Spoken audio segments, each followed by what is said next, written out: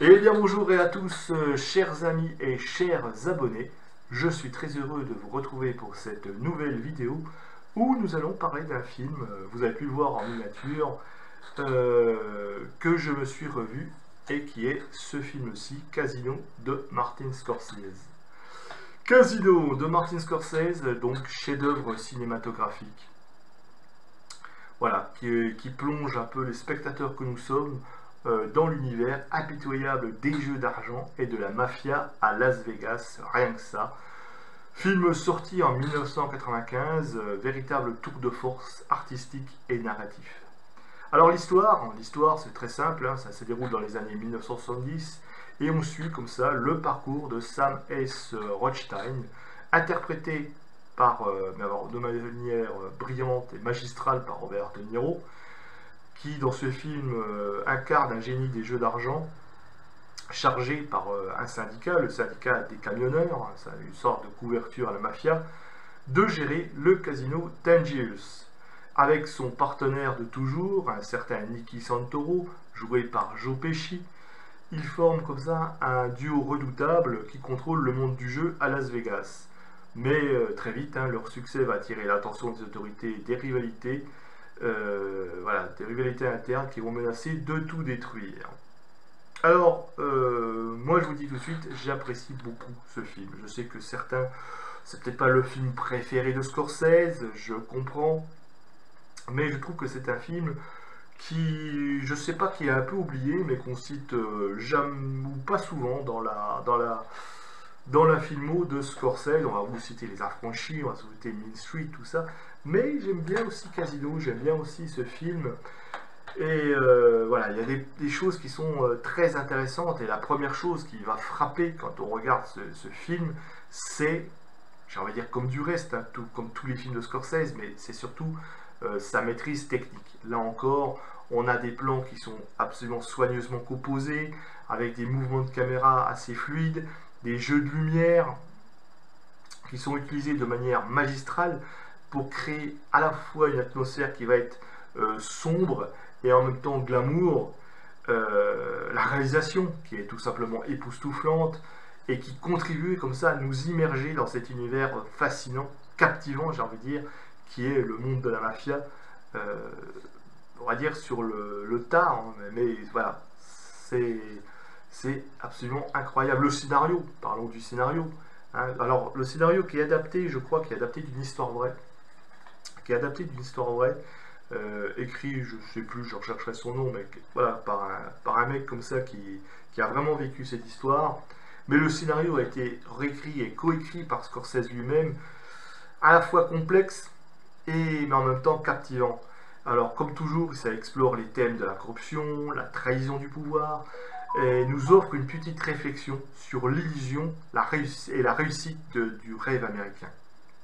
Avec des dialogues très incisifs, des personnages qui sont absolument bien développés,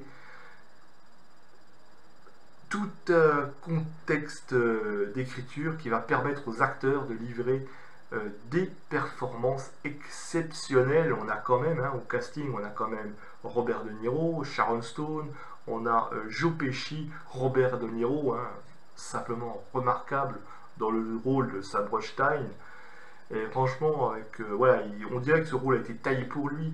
Il incarne parfaitement ce personnage à la fois complexe, charismatique et même un tantinet vulnérable, j'oserais dire aussi parfois pathétique.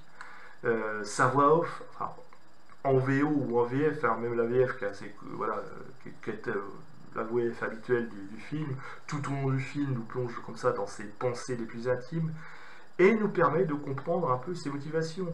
Mais aussi, parlons de Joe Pesci.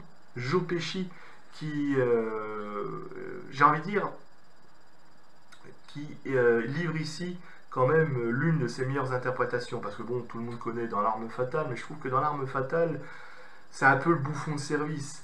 Alors que là, il a vraiment un rôle construit, bien construit, où on le voit dans autre chose, quoi. Dans ce rôle de Nicky Santoro, il est très convaincant, et même il arrive à en devenir vraiment effrayant. Et puis enfin, parlons aussi quand même de Sharon Stone. Hein. Bon, à l'époque, c'était un petit peu la... Bon, voilà, c'est voilà, entre les deux, là, c'est qui n'a pas été amoureux quand même de Sharon Stone, hein, de sa plastique incroyable, mais quand même, mais pas que ça, puisqu'elle elle nous livre quand même une performance mémorable hein, en tant que Ginger, la femme de Sam. D'ailleurs, elle apporte un petit peu cette touche de glamour et en même temps de tragédie à l'histoire, avec cette relation tumultueuse qu'elle a avec Sam et qui est l'un des points forts du film. Puis en plus, bon, parlons aussi de sa bande originale et qui est absolument exceptionnelle. Alors, comme dans beaucoup de films on va dire de Scorsese, c'est un peu comme Tarantino, il n'y a pas un musicien, pas un compositeur attitré qui va composer le score en entier, mais il va être capable de choisir des chansons qui collent à l'époque et en même temps à la situation, et c'est ainsi qu'on va avoir toutes des chansons des années 70, notamment celles des Rolling Stones, de Roxy Music, et qui vont être comme ça utilisées de manière assez judicieuse pour renforcer l'atmosphère générale du film, ou alors pointer des petites scènes assez cruciales.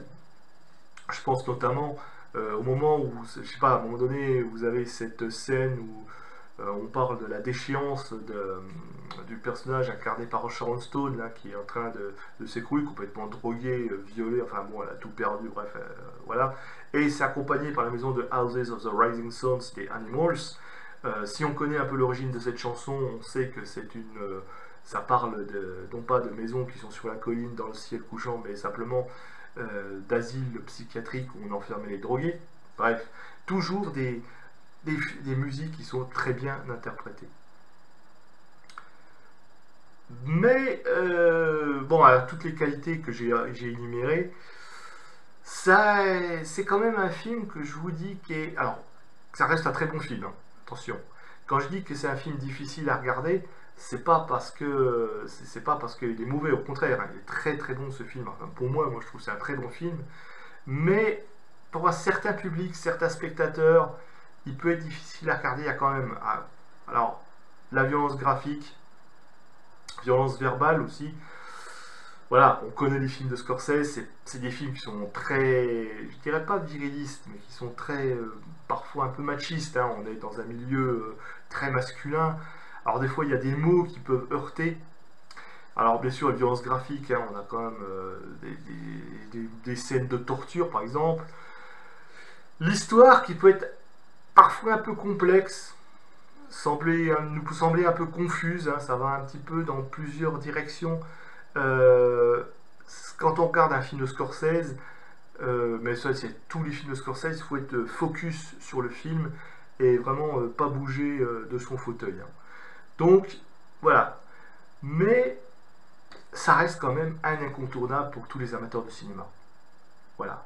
Là, on a quand même, dans ce film, on a Martin Scorsese qui livre ici, peut-être, alors je ne sais pas si on peut dire son œuvre la plus magistrale, mais vraiment une œuvre qui compte dans sa filmographie, à la fois visuellement et à la fois narrativement.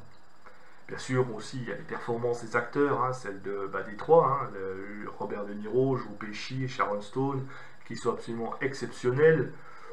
Et malgré sa violence, sa longueur aussi, il faut quand même avaler presque 3 heures de film, ça reste un chef-d'œuvre du cinéma qui mérite d'être apprécié et même redécouvert par les nouvelles générations. Le film, est-ce que le film, ouais, le film est présent sur Netflix, il me semble, à moins que ça ait changé, mais vous voyez, on peut le retrouver facilement en DVD, il doit y avoir des éditions Blu-ray qui doivent traîner. Faites un petit tour sur la Fnac, entre parenthèses. Voilà. Donc voilà ce que j'avais envie de vous dire sur le film Casino de Martin Scorsese. Franchement, revoyez-le, rematez-le, c'est vraiment du très très bon. Moi j'ai juste ça à vous dire. Je vous dis tout, c'est un film qui est difficile parce qu'il se noie dans des pistes, mais au bout d'un moment, si on accroche bien l'histoire, si on est bien focus sur le film, voilà, ça passe. Par contre, voilà, faut pas être perdu dans l'histoire. Et puis, Scorsese, c'est une ambiance, je vous dis, avec la musique, avec tout ça, c'est vraiment l'ambiance, c'est vraiment, on plonge dans la mafia, c'est une atmosphère, rien que et puis pour les plans, aussi, au point de vue visuel, c'est absolument incroyable, quoi. Ils utilisent des audaces de mise en scène qui sont fascinants. C'est un grand monsieur du cinéma qui, au cours de sa carrière, nous aura quand même offert deux très très grandes œuvres cinématographiques dont appartient celle-ci. Sur ce, mes amis, eh bien, je vais vous souhaiter un bon visionnage de ce film, si vous voulez le revoir. Dites-moi en commentaire ce que vous avez aimé, ce que vous avez pensé de ce film, si vous avez aimé, si vous avez détesté, si vous avez des doutes, ou si c'est pas votre film, vous avez le droit de penser que c'est pas votre film préféré de Scorsese. Likez, partagez cette vidéo, et moi je vous dis au revoir et à bientôt pour un nouveau cinéma.